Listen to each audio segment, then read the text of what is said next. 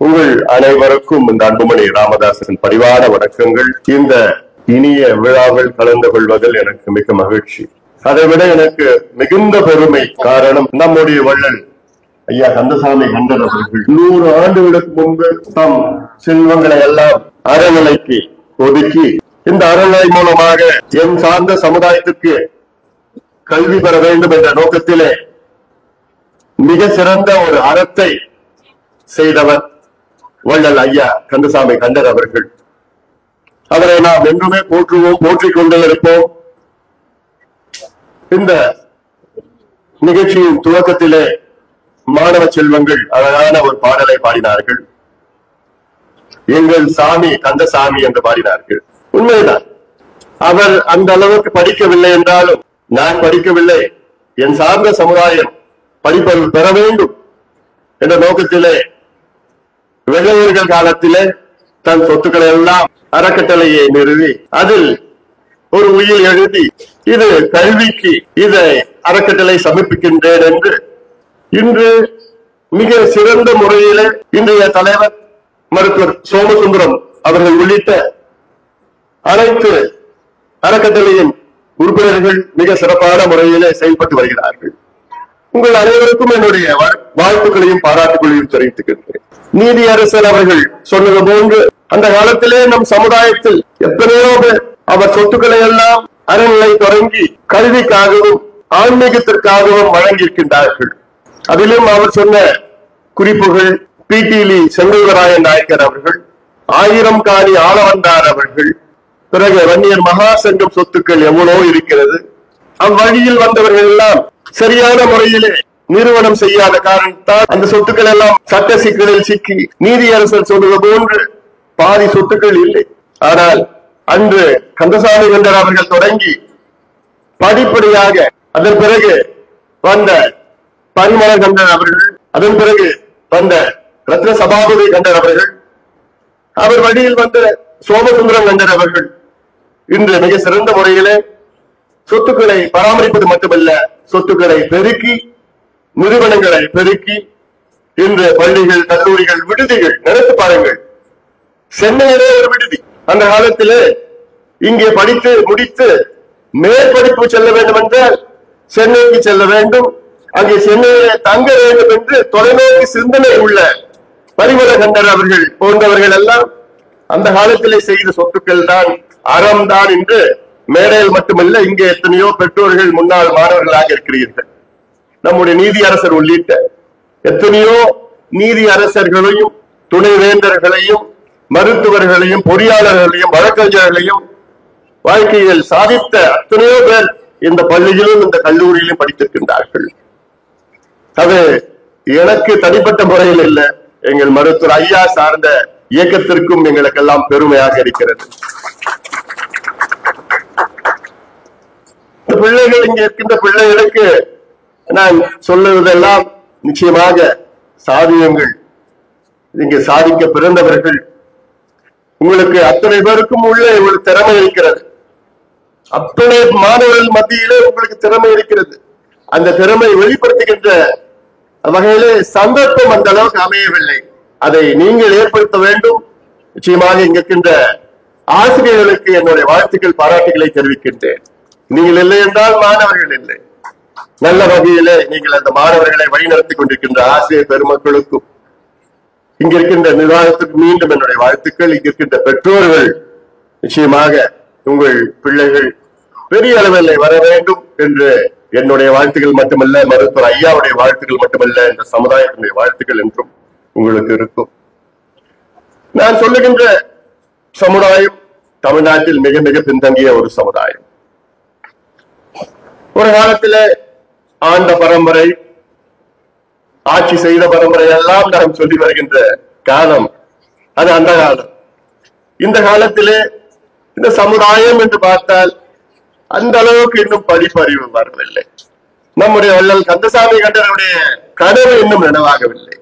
அவருடைய கனவு, அவர் படிக்கவில்லை, நான் படிக்கவில்லை, என் சார்ந்தவர்கள் படிக்க வேண்டும் என்ற உயர்ந்த எண்ணம் கொண்டவர். அவ்வளவு போராட்டத்திற்கு பிறகும் இன்னும் இந்த சமுதாயம் அந்த கல்வி அறிவு முழுமை அடையவில்லை, இன்னும் முன்னேறவில்லை. நம்முடைய நீதி அரசு சொன்னது போன்று இந்த தமிழ்நாட்டிலே இரண்டு பெரிய சமுதாயங்கள், ஒன்று வன்னியர் சமுதாயம், அடுத்தது தாழ்த்தப்பட்ட சமுதாயம், பட்டியலின சமுதாயம். இந்த இருபெரும் சமுதாயங்களும் உழைக்கின்ற சமுதாயம். உழைப்பு என்றால் கூலி தொழில் செய்கின்ற சமுதாயம். கல்லு உடைப்பது, வீடு கட்டுவது, ரோடு போடுவது போன்ற கூலி தொழில் செய்கின்ற சமுதாயங்கள். இந்த இரு சமுதாயங்களும் சேர்ந்தால் தமிழ்நாட்டுடைய மக்கள் தொகையில் கிட்டத்தட்ட 40 விழுக்காடு மக்கள் தொகையில் இருப்பார்கள். ஆனாலும் அரசியல் சூழ்ச்சிகளால் இந்த இரு சமுதாயங்களும் சேர விடாமல் சண்டை மூட்டிக்கொண்டு, இந்த சண்டை மூட்டினால்தான் இவர்கள் அவர்களுக்கு வாக்களிப்பார்கள், இவர்கள் இவர்களுக்கு வாக்களிப்பார்கள் என்ற காலகாலமாக சூழ்ச்சியிலே இந்த இரு சமுதாயம் அடிபட்டிருக்கின்றார்கள். அதான் நம்முடைய மருத்துவர் ஐயாவுடைய இலக்கு. வாருங்கள், நாம் எல்லாம் உழைப்பாளிகள், பாட்டாளிகள். நாம் உழைக்க வேண்டும், முன்னேற வேண்டும். அதற்கு அடித்தளம் என்ன? கல்வி நமக்கு கிடைக்க வேண்டும். ஒரு நாடு முன்னேற வேண்டும் என்றால் அதற்கு 3 வழிதான். 1 கல்வி, 2 கல்வி, 3 கல்வி. படிப்பு தான். படிப்பு இல்லைன்னா எந்த நாடும், எந்த மாநிலம், எந்த சமுதாயம் முன்னேறாது. இதை புரிந்து கொண்ட நம்முடைய நீதியரசு சொன்ன பெருமை மிக்க நாடார் சமுதாயம். நினைச்சு பாருங்க. அதாவது நாடார் சமுதாயத்தை அந்த காலத்தில் நான் சொல்ல, அந்த காலம் தான், நான் 200 ஆண்டுகள் சொல்லவில்லை, 100 ஆண்டுகளுக்கு முன்பு நாடார் சமுதாயத்தை சார்ந்த பார்த்தாலே தீட்டு என்று 100 ஆண்டுகளுக்கு முன்பு. ஆனால் இன்று தமிழ்நாட்டில் அதிக கல்வி நிறுவனங்களை வைத்திருப்பவர்கள் நாடார் சமுதாயத்தை சார்ந்தவர்கள். அதிக கல்வி நிறுவனங்கள் தொழில் முறையிலே முன்னேறியிருக்கின்றார்கள். எந்த துறை எடுத்தாலும் அவர்கள் தான் இருக்கின்றார்கள். அவர்களுக்கு அது பெருமை. அதை நாம் பாராட்டுகின்றோம். காரணம், அவர்களுடைய முதலீடு எல்லாம் கல்வியிலே போட்டார்கள். அவர்கள் புரிந்து கொண்டார்கள். ஆனால் இன்னும் நாம் புரிந்து கொள்ளவில்லை. இன்னும் நாம் ஏளனம் பேசிக்கொண்டு, இன்னும் அந்த வரட்டு கௌரவம் தான் வேற எதுவும் கிடையாது.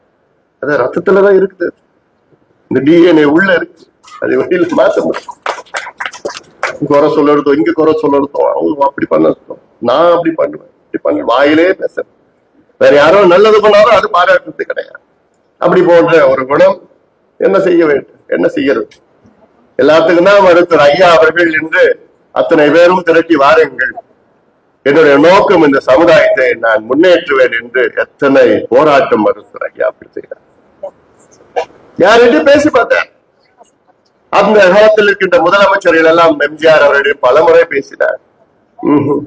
அதன் பிறகு ஆளுநர் ஆட்சி, கவர்னர் ஆட்சி அலெக்சாண்டர் அவர்களிடம் பேசினார்கள், ராஜீவ் காந்தியிடம் பேசினார்கள், நரசிம்மராவ் அப்பொழுது உள்துறை அமைச்சராக இருந்தார், நரசிம்மராவ் அவரிடம் பேசினார்கள். எந்த பிரயோஜனம் இல்லை. அதன் பிறகுதான் முடிவு செய்தார். போராட்டமும் பண்ணார். ஒரு நாள் சாலை மறியல், ஒரு நாள் ரயில் மறியல், தூக்கு கயிறு போராட்டம், பட்டநாமம் போராட்டம், எத்தனையோ போராட்டங்கள் செய்து கடிதம் கொடுத்து அழுத்தம் கொடுத்த ஒன்னும் நடக்கல. அதன் பிறகுதான் 1 வாரம் சாலை மறியல் போராட்டம் நடத்தினார். அப்பயும் அவங்க பார்த்தா என்ன இவர் செய்ய போறார், 1 வாரம் சாலை மறியல் சொல்றாருன்னு வத்தனமா இருந்தார்கள். ஆனால் 1 வாரம் சாலை மறியல் நடந்தது. அது வரலாறு. அமெரிக்காவில் உள்ள நியூயார்க் டைம்ஸ்ல ஒரு செய்தி, பெரிய செய்தி. தமிழ்நாட்டிலே வன்னியர் சமுதாயம் சாலை மறியல் 1 வாரம் நடத்தினார்கள் வெற்றிகரமாக. ஆனால் அதில் என்ன, முதல் நாள் செப்டம்பர் 17, அடுத்த வாரம் 1987 செப்டம்பர் 17ஆம் நாள் அன்று முதல் நாளிலே 21 பேர் கொலை செய்யப்பட்டார்கள் காவல்துறையினர். 21 பேர். அதற்கு யாருமே ஒரு கண்டனம், கட்சியோ அமைப்போ வேற யாருமே செய்யல. ஒரே நாள்ல 21 பேர் ஒரு சமுதாயத்தை சார்ந்த. எதுக்கு? எங்களுக்கு கல்வி வேணும் ஐயா, எங்களுக்கு படிப்பு வேணும், எங்களுக்கு வேலை வேணும்னு அதுக்கு போராட்டம். வேற எதுக்கும் போராட்டம் இல்ல, எங்களுக்கு கல்வி கிடைக்கணும்னு போராட்டம் செய்து குருவியை போல சுட்டாங்க போலீஸ்கார். அன்றிலிருந்து இருந்து இன்னைக்கு வரைக்கும் எங்க ஐயா போராடிட்டு தான் இருக்கார். 45 ஆண்டு காலம் பொது வாழ்க்கையில் ஈடுபட்டு அவருடைய வாழ்க்கையில ஒவ்வொரு நாள் ஒவ்வொரு மணி துளியும் போராட்டம் போராட்டம் போராட்டம் போராட்டம். இன்னைக்கு 86 வயது ஐயாவுக்கு. இன்னைக்கும் போராடிட்டு இருக்காரு. அவர் சொன்னார் அன்னைக்கு 80வது பிறந்தநாள் விழாவில் சொல்றாரு, எனக்கு என்ன வயசானாலும் பரவாயில்ல, நான் குச்சி கோல் ஊனி கூட நான் போராட்ட களத்துக்கு போய் என் மக்களுக்கு நான் விடுதலை வாங்கி தருவேன், என் மக்களுக்கு நான் கல்வி வாங்கி தருவேன், முன்னேற்றுவேன் என்று எங்களுடைய மருத்துவர் ஐயா அவர்கள் என்று 86 வயது. அவருடைய போராட்டங்களை வலியுறுத்துகின்ற வகையில அரசாங்கம் நடந்திருக்கிறதா? நாங்க கேட்கறது இந்த பிள்ளைங்க படிக்கணும். ஆனால் அவர்கள் என்ன ஆட்சியாளர்கள் யாரு இருந்தாலும் சரி இந்த சமுதாயம் முன்னேறக்கூடாதுன்னு தெளிவா இருக்கிறாங்க. அவங்க கணக்குல அரசியல் கணக்கு தான். அரசியல் கணக்கு. இவங்க எல்லாம் படிச்சுட்டாங்க முன்னேறிட்டாங்கன்னா இவங்க ஓட்டு போட மாட்டாங்க, விவரமாயிடும், தெளிவாயிடுவாங்க. அதை புரிந்து கொள்ள வேண்டும். சமுதாயம் மட்டும் எல்லாமே புரிந்து கொள்ள வேண்டும். நான் சொல்லிக்கின்ற பட்டியலின சமுதாயம், வன்னிய சமுதாயம், இருந்த இரு சமுதாயம் முன்னேறினால் தமிழ்நாடு முன்னேறும். யாரும் யாருக்கும் எதிரி கிடையாது. யாரும் யாருக்கும் எதிரி கிடையாது. எல்லாமே பாட்டாளிகள் தான். பாட்டாளிகள்லாம் யாரு நெத்தியில யாருக்கு வேர்வை வருதோ பாட்டாளிகள். ஜாதி மதம் இனம் எல்லாம் கடந்து தான் இருக்குது பாட்டாளி. அப்படிப்பட்ட பாட்டாளிகள் நாம் ஒன்று சேர வேண்டும், முன்னேற வேண்டும். அதற்காக தான் நான் சொல்றேன், ஐயா போராடி ஒரு வாரம் சாலை மறியல் பண்ணியும் அரசாங்கம் இடஒதுக்கீடு தனியா கொடுக்கல. ஐயாவுடைய கோரிக்கை என்ன? எங்களுக்கு தனியா இடஒதுக்கீடு கொடுங்க. கேரளாவில் ஈழவ சமுதாயம் அது மிக மிக பின்தங்கிய மரம் ஏறுகின்ற சமம், தென்னை மரம் ஏறுகிற சமம். இங்க இருக்கிற நாடக சமுதாயம் போன்று அவங்களும் ஈழவ சமுதாயத்தை பார்த்தாலே தீட்டு. அந்த கேரளாவில் அப்போ அவர்களுக்கு ஒரு தலைவர் நாராயண குரு என்ற ஒரு தலைவர் வந்து அவர்கள் அத்தனை பேரும் ஒன்று சேர்ந்து அத்தனை பேரும் நாராயண குரு பின்னால் சென்ற பிறகு இன்று ஈழவ சமுதாயத்திற்கு 14 விழுக்காடு இடஒதுக்கீடு கேரளாவில் இருக்கிறது. 14% ரிசர்வேஷன் ஃபார் ஈழவ சமுதாயம். 14. இந்தியாவிலே பெரிய பதவிகள் இருக்கின்றார்கள். கேரளாவில் மட்டும் இல்ல, இந்தியாவிலே பெரிய பதவிகள் இருக்கின்றார்கள் ஈழவ சமுதாயத்தை சார்ந்தவர்கள். அமெரிக்காவுக்கு போனீங்கன்னா அங்க பெரிய பெரிய உத்தியோகத்தில் இருக்கின்றார்கள். அதற்கு காரணம் அந்த ஒட்டுமொத்த சமுதாயமும் அவர் பின்னால் இருந்தது காரணம். ஐயா 45 வருஷமா கேட்டுட்டு இருக்கிறார். அதன் பிறகு ஐயா பார்த்தார், நான் யார் யாரையோ கேட்டேன், சரி இவங்க கொடுக்க மாட்டாங்க, அடுத்தது நானே ஒரு கட்சி தொடங்குறேன். ஐயாவுக்கு அரசியல் கட்சி பிடிக்கல, ஆனாலும் கேட்டு கேட்டு பார்த்த எவ்வளவு காலமா கேட்போம், நான் தொடங்க சொல்லிதான் பாட்டாளி கட்சி தொடங்கினார். பாட்டாளி கட்சி ஒரு சமூக நீதி கட்சி. அவ்வளவு காரணம், சமூக நீதினா என்ன? பாதாளத்தில் இருக்கின்ற அத்துணை சமுதாயங்களும் முன்னேற்ற வேண்டும். இது வன்னிய சமுதாயம் மட்டுமே இல்லை, எல்லா சமுதாயங்களுக்கும் சேர்ந்தது. அப்படி தொடங்கி ஒரு பயணத்தை நாங்கள் மேற்கொண்டிருக்கின்றோம், இன்னும் மேற்கொண்டு வருகின்றோம். அதில் வெற்றி தோல்விகள் வந்து கொண்டுதான் இருக்கிறது. அதனால நம்முடைய ஒரு இலக்கு, பாட்டாளி மனுஷனுடைய இலக்குன்னு கிடையாது. இலக்குனா சமூக நீதி. அதில் ஒரு இலக்கு, எப்படி இன்னும் சமூக நீதி வேகமாக அடைய முடியும் என்றால் ஆட்சி அதிகாரம் என்றால் தான். ஆட்சி அதிகாரம் எப்படி வரும்? நீங்க எல்லாம் சேர்ந்து ஓட்டு போட்டாதான் வரும். இல்ல நீங்க அங்க கொஞ்சம் பிரிஞ்சு, இங்க கொஞ்சம் பிரிஞ்சு, அங்க கொஞ்சம் பிரிஞ்சு, அவங்களுக்கு பிரிஞ்சுன்னா வராது. நான் கேட்கறது ஒரு முறை தான்.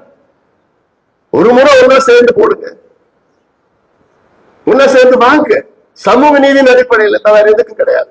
பதவி அதை எதுவும் அப்படி அவன் முதலமைச்சர் அதெல்லாம் அவனு அந்த கனவே நிச்சயமா கிடையாது. அப்படி பெரிய பதவி வரணும்னு அந்த ஆசை எல்லாம் கிடையாது. எல்லாத்தையும் பார்த்தாச்சு, அப்பவே பார்த்தாச்சு. நோக்கம் என்ன? தமிழ்நாட்டை முன்னேற்ற வேண்டும், இந்த சமுதாயத்தை முன்னேற்ற வேண்டும். இருபெரிய சமுதாயங்கள் இருக்கு, இருபெரிய சமுதாயம் முன்னேறினா தமிழ்நாடு தானே முன்னேறிடும். ஆனாலும் இன்னும் நாம் செல்ல வேண்டிய இருக்கு. ஏன்னு சொல்றேன்னா, யார் ஆட்சியில வந்தாலும் இந்த சமுதாயத்தை பற்றி அவர்களுக்கு ஒரு வாக்கு வங்கியா தான் பார்க்கிறார் தவிர இந்த சமுதாயங்களை முன்னேற்ற வேண்டும் என்ற ஒரு எண்ணமும் அவங்களுக்கு எண்ணம் கிடையாது. மீண்டும் சொல்கின்றனர், அவர்கள் எல்லாம் இது வாக்கு வங்கிகளை, ஓட்டு பேங்கா தான் பார்க்கிறாங்க. அவங்க முன்னேற்றி அவங்களுக்கு கல்வி கொடுத்து வேலை வாய்ப்பு உருவாக்குவது அவங்க எண்ணம் கிடையாது.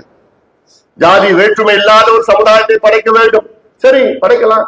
எப்படி படைப்பீங்க? எங்களுக்கும் ஆசை, அப்படி ஆசை தான். எப்படி படைப்பீங்க? அது வார்த்தை பேசாம இருந்தா படிச்சிடுவீங்களா? பேசி அப்படி பின்தங்கி உள்ள ஜாதிகள் எல்லாம் முன்னேற்றினால் வேற்றுமையில் வராது. எப்படி முன்னேறுவாங்க இந்த ஜாதி? கல்வி கொடுக்கணும், வேலை வாய்ப்பு கொடுக்கணும். அது எப்படி நீங்க கல்வி வேலை வாய்ப்பு கொடுப்பீங்க? அவங்களுக்கு இடஒதுக்கீடு கொடுக்கணும். அப்படி எப்படி இடஒதுக்கீடு கொடுப்பீங்க? எந்த அடிப்படையில் இடஒதுக்கீடு கொடுப்பீங்க? சரி, யார் எந்த நிலையில இருக்கிறாங்க தெரிஞ்சுக்கணும். எப்படி நீங்க அதை தெரிஞ்சுப்பீங்க? கணக்கெடுப்பு நடத்தினாதான் தெரிஞ்சுப்பீங்க. ஏன் இப்ப கணக்கெடுப்பு நடத்த மாட்டீங்க? அரசியல் காரணம்.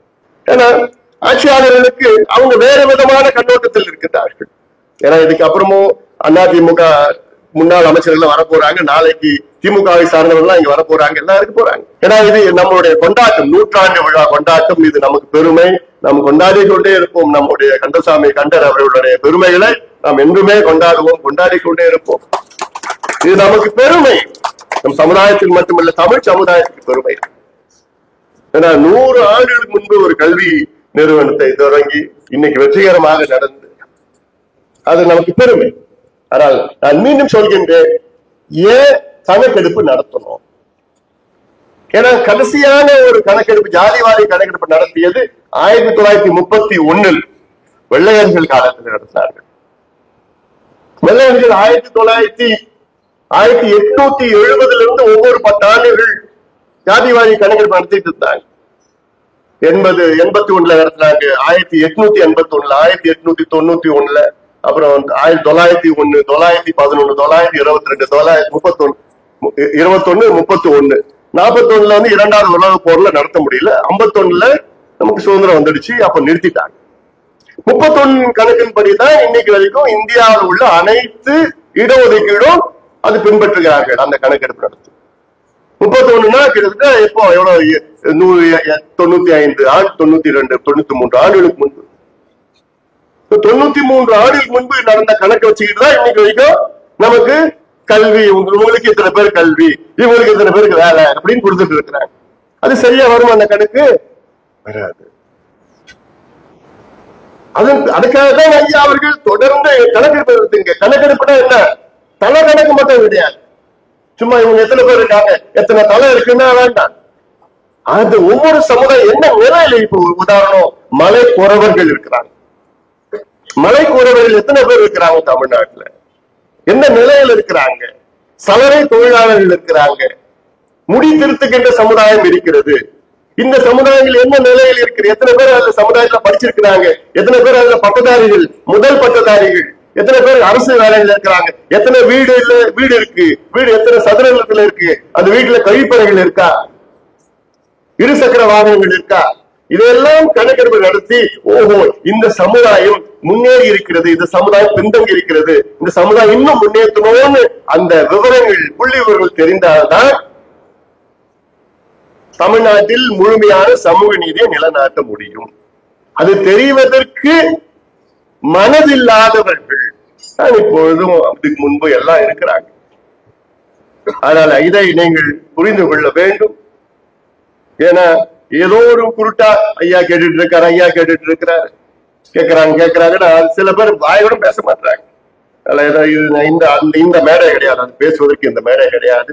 அதே நேரத்துல இங்க வந்திருக்கிற இவர்களுக்கு இன்னும் ஒரு கூடுதல் செய்தினா, இப்ப இருக்கின்ற நாம் மட்டும் இல்ல, நம் பிள்ளைகள், நம் பேர பிள்ளைகள், நம் வருங்கால சந்ததியினர்கள் அனுபவிக்கின்ற ஒரு பிரச்சனை, அதற்கு தீர்வு இந்த 10 ஆண்டுகளில் அதை ஏற்படுத்த வேண்டும். காலநிலை மாற்றம், பருவநிலை மாற்றம், கிளைமேட் சேஞ்ச், குளோபல் வார்மிங்.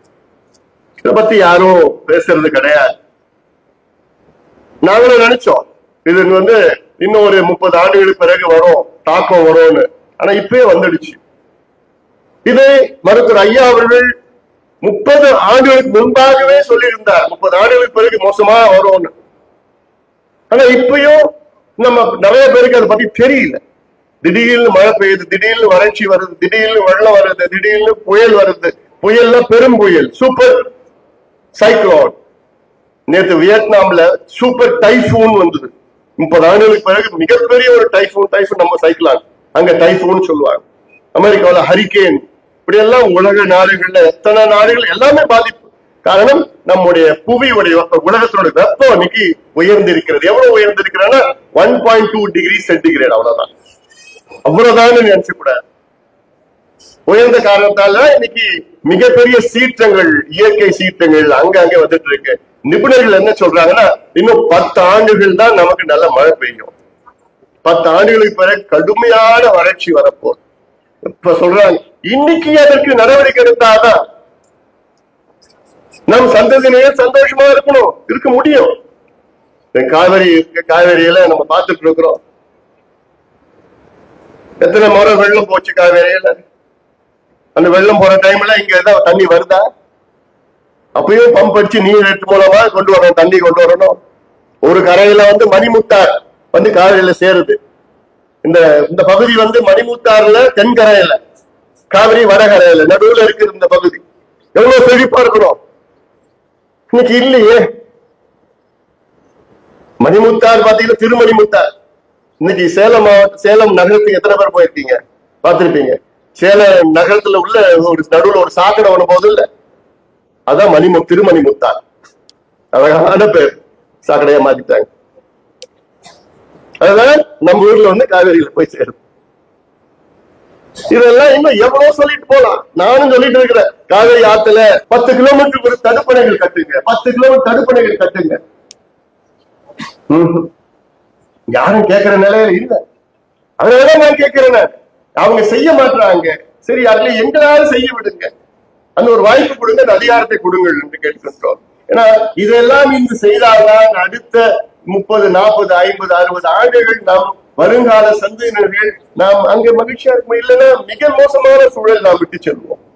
இந்த பள்ளிக்கூடத்துக்கு இந்த வகுப்பறைகளும் கல்லூரி வகுப்பறைகள் எல்லாம் எனக்கு எப்படியாவது கட்டி கொடுங்கன்னு கேட்டாரு. அப்போ எவ்வளவுப்பா கொடுத்த ரமேஷ்? 20 லட்சம். அப்போ கிட்டத்தட்ட 20 ஆண்டுகளுக்கு முன்பு. இதுக்கு 10 லட்சம், அதுக்கு 10 லட்சம். அப்பெல்லாம் நம்ம கொடுத்து இன்னும் இது போன்ற கட்டுமானங்கள்லாம் நிச்சயமாக எங்களால் என்னென்ன செய்ய முடியுமோ, என்னென்ன உதவி செய்ய முடியும், நிச்சயமாக நாங்கள் செய்கின்றோம், செய்ய காத்து கொண்டிருக்கின்றோம். எங்களுடைய கடமை. காரணம், இவ்வளோ மிக சிறப்பாக இந்த நிறுவனங்களை, கல்வி நிறுவனங்களை நிறுவி கொண்டிருக்கிறீர்கள். அது இல்லாம இது போல் விடுதிகள், இங்க ஒரு விடுதி, சேலத்துல ஒரு விடுதி, சென்னையில ஒரு விடுதி, இன்னைக்கு போனாலும் அங்க நல்ல தரமான முறையிலே அந்த விடுதிகள்லாம் நடத்தப்படுகின்றார்கள். அந்த அதிக கட்டணம் கிடையாது. அப்ப பாத்தீங்கன்னா 1 ரூபாய் விடுதிக்குன்னா 1 ரூபாய்.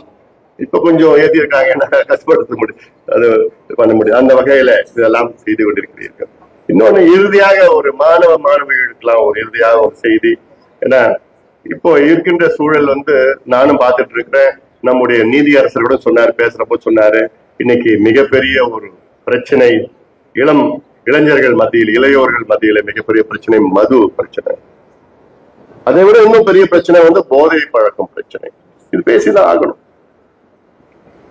ஏன்னா ஒரு காலத்தில் தமிழ்நாட்டில் சராசரியாக மது அருந்துகின்ற வயது 60 இருந்தது.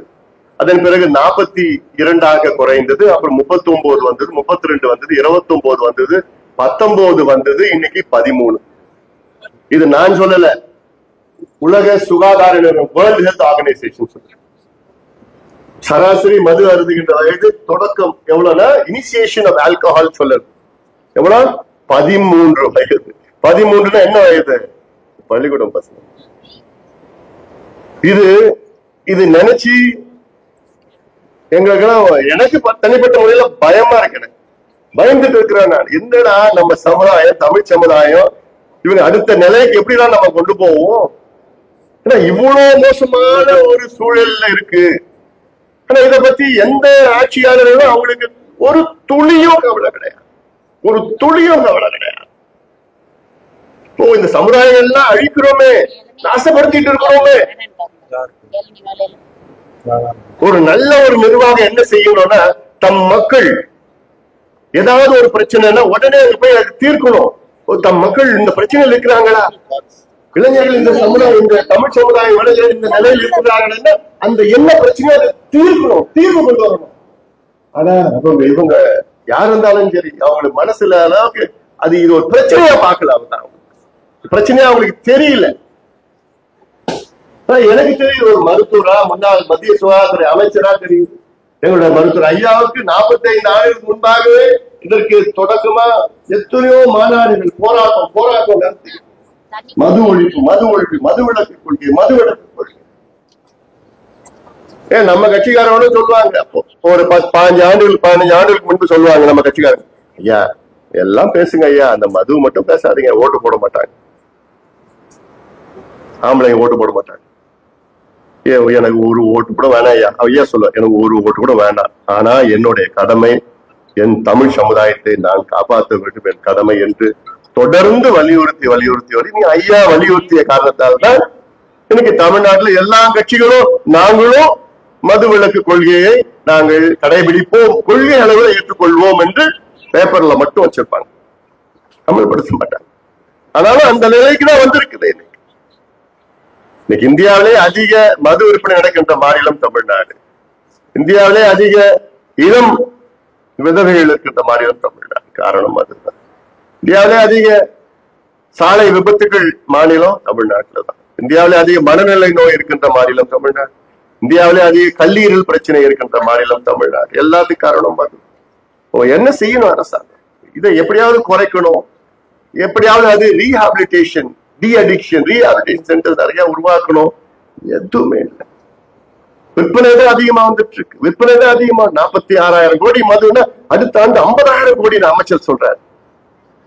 ஐயோ, 50,000 கோடி எல்லாம் வச்சு 49,000 கோடி தான் வந்துச்சு. இன்னொன்னு அடுத்தது எப்படி 55,000 கோடின்னு சொன்னார். அவர் சொன்ன மாதிரி 55,000 கோடி வந்துடுச்சு. இதுதான் நிர்வாகம். இது மது விற்கிறது கிடையாது, மது திணிக்கிறது. அதனாலதான் இந்த சின்ன சின்ன பிள்ளைங்க எல்லாமே குடிச்சுக்கிட்டு. அதோட மோசம் இந்த கஞ்சா, அபின், காக்கைன், ஹெரோயின், மித்தைல், ஆம்பெட்டமைன். என்ன நம்ம அமெரிக்காவில் என்ன கிடைக்குது இதுதான் பிடிக்கும். பள்ளிக்கூட வாசல்ல தான் விற்கிறானுங்க, கல்லூரி வாசல்ல தான் விற்கிறானுங்க. சீரழிந்து கொண்டிருக்கிறது இந்த தமிழ் சமுதாயம், இளைஞர்கள். அது பார்த்தாலே எனக்கு மனசெல்லாம் கஷ்டம். பயம் ஒரு பக்கம், கஷ்டம் ஒரு பக்கம், ஆத்திரம் ஒரு பக்கம், கோபம் ஒரு பக்கம் இருக்கு. ஒரு மாதத்துல எங்க கிட்ட ஆட்சி இருந்ததுன்னா 1 மாதம் எல்லாத்தையும் ஒழிச்சுக்க வேண்டாம். ஒரே மாதம் தான் எனக்கு. அதுக்கு மேல 30 நாள் போதும் ஒழிக்கிறது. அடிய வேரோட அறுத்து ஒழிச்சிடலாம். 1 மாதத்துல ஒழிக்க முடியும். என்ன பண்றது? பேசிட்டு தான் இருக்க முடியும், போராட்டம் செய்துட்டு தான் இருக்க முடியும். ஆனா எங்க கடமையை நாங்கள் ஆற்றிக்கொண்டேதான் இருப்போம்.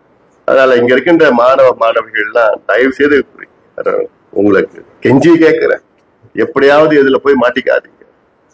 இது மோசமானது, மோசமானது. இதெல்லாம் புகையும் சரி, போதையும் சரி, மதுவும் சரி, இதெல்லாம் மோசமானது. அதெல்லாம் இதை வலியுறுத்த வேண்டும். இங்க பிள்ளைகளுக்கு நீதி போதனை வகுப்புகள் நடத்த வேண்டும். நடத்திட்டு இருக்காங்களா? நடத்துறாங்களா? ரொம்ப சந்தோஷம், மகிழ்ச்சி. நீதி போதனை வகுப்புகள் நடத்தி அதெல்லாம் நம் மாணவர்களுக்கு நல்ல சிந்தனைகளை மூட்ட வேண்டும், நல்ல பழக்க வழக்கங்களை கற்றுக் கொடுக்க வேண்டும். ஜப்பான் நாட்டுல போனீங்கன்னா அங்க கிட்டத்தட்ட சின்ன பிள்ளைங்க அங்க. ஆனா உலகத்துல எல்லா நாட்டிலையும் பாத்தீங்கன்னா 1ஆம் வகுப்பு 5 வயதிற்கு பிறகுதான் 1ஆம் வகுப்புல சேர்த்துப்பாங்க. ஆனா நம்ம ஊர்லதான் எல்லாமே ப்ரீ கேஜி ஒண்ணு இருக்கு. ப்ரீ கேஜில அதுக்கு ஒரு ப்ரீ கேஜி பிளே ஸ்கூல் ஒன்று, அப்புறம் ப்ரீ கேஜி, அப்புறம் எல்கேஜி, அப்புறம் யூகேஜி. இன்னும் போக பார்த்தா பிறந்த 1 வருஷத்துலயே சேர்த்துருவாங்க. இப்படி எல்லாம் நம்ம நாட்டுல தான் நடக்குது. பின்லாந்து நாடு உலகத்திலே முதல் இடத்துல இருக்கிற நாடு பின்லாந்து நாடு. அந்த பின்லாந்து நாட்டுல 7 வயதுலதான் முதல் பள்ளிக்கூடமே சேர்க்க முடியும். அந்த நாட்டோட சட்டம் இருக்கு. 7 வயதுல. அந்த 7 வயது வரைக்கும் யார் கத்துக் கொடுப்பாங்கன்னா அப்பா அம்மா. அதை விட உங்களுக்கு யார் கத்துக் கொடுக்கறது? 7 வயதுல. ஆனா உலகத்தில் நம்பர் 1 ஃபார் எஜுகேஷன் பின்லாந்து நாடு. அந்த நாட்டுல நீங்க போய் இந்த பிள்ளைங்கிட்ட நீ என்ன ஆகணும், நம்ம ஊர்ல நீ என்னடா படிக்க போற, எடுத்தோன்னு கண்ண முடியும் டாக்டர், அடுத்தது நான் என்ஜினியர், அடுத்தது நான் கலெக்டர். இது 3 தான் நம்ம சொல்லி கொடுத்துட்டு இருக்கோம். ஆனா பின்லாந்து நாட்டுல முதல்ல என்ன ஆகினா நானு ஆசிரியர் ஆகும், டீச்சர். அந்த நாட்டுல ஏன்னா அந்த அளவுக்கு அந்த நாட்டுல ஆசிரியர்கள் என்றால் சமுதாயத்துல மிக உயர்ந்த நிலையில் இருப்பவர்கள். அவ்வளவு மரியாதை ஆசிரியர்களுக்கு அந்த நாட்டுல இருக்கு. ஆனா அவங்க எல்லாம் அந்த அளவுக்கு உணர்வு பூர்வமாக இந்த பிள்ளைகளுக்கு நல்லா கத்துக் கொடுத்து, கல்வி மட்டும் கிடையாது, நல்ல பழக்க வழக்கங்களை கத்துக் கொடுத்து, இங்க துப்பக்கூடாது, இங்க சிறுநீர் கழிக்க கூடாது, அங்கதான் பண்ணணும், தூய்மையா வைத்துக் கொள்ள வேண்டும், கையை கழுவணும், சாப்பிடுறது முன்னாடி கழுவணும், சாப்பிடுறது அப்புறம் கழுவணும், மற்றவங்க பொருளை எடுத்துக் கொள்ளக்கூடாது. இப்படி எல்லாம் நல்ல சின்ன வயசுல இருந்து நல்லா கத்துக் கொடுக்கறது எல்லாமே இருக்கு. அப்படி கத்துக் கொடுத்து அப்படியே அந்த கலாச்சாரம் உருவாகுது.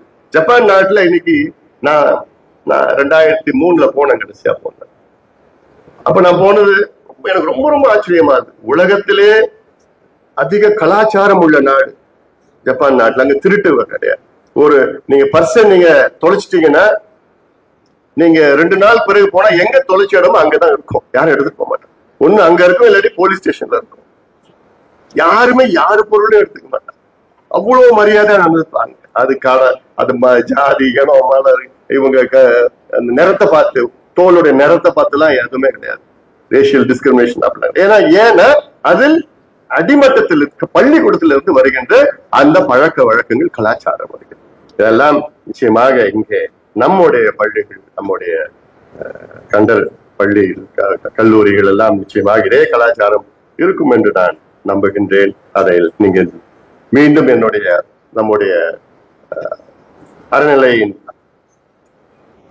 உறுப்பினர்கள் மற்றும் தலைவர்களுக்கு என்னுடைய வாழ்த்துக்களை, பாராட்டுகளை நான் மீண்டும் மீண்டும் நான் தெரிவித்துக் கொள்கின்றேன்.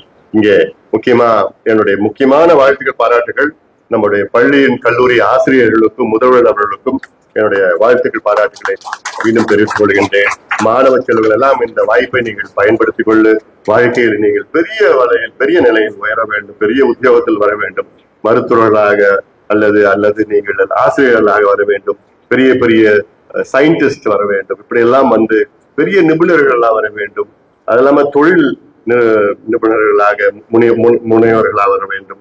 அத்துணை முன்னேற்றம் நிச்சயமாக உங்களுக்கு வர வேண்டும் என்று தொடர்ந்து நான் மட்டுமில்ல, மருத்துவர் ஐயா மட்டுமில்ல, சமுதாயமே, தமிழ் சமுதாயம், மனித சமுதாயம் நிச்சயமாக உங்களை வாழ்த்திக் கொண்டே இருக்கும். மீண்டும் இந்த நிகழ்ச்சியில் நாங்கள் கலந்து கொள்வதில் எங்களுக்கு மகிழ்ச்சி மகிழ்ச்சி மகிழ்ச்சி. அதைவிட எங்களுக்கெல்லாம் பெருமை பெருமை பெருமை. காரணம், இந்த மண் சாதாரண மண் கிடையாது. நம்முடைய வள்ளல் கந்தசாமி கண்டர் அவர்கள் தொடங்கிய இந்த மண், இந்த பள்ளிக்கூடம் வளாகத்தில் இந்த நிகழ்ச்சி நடந்து கொண்டிருப்பது. அதில் நாங்கள் கலந்து அவர்களுக்கு எல்லாம் அவரை போற்றுவோம். கந்தசாமி கண்டர் அவர்களை போற்றுவோம், அவரை போற்றிக் கொண்டே இருப்போம். நன்றி. க்ஷத்ரியாஸ் யூடியூப் சேனலை லைக் பண்ணுங்க, கமெண்ட் பண்ணுங்க, ஷேர் பண்ணுங்க, சப்ஸ்கிரைப் பண்ணி மறக்காம பெல் பட்டனை கிளிக் பண்ணுங்க.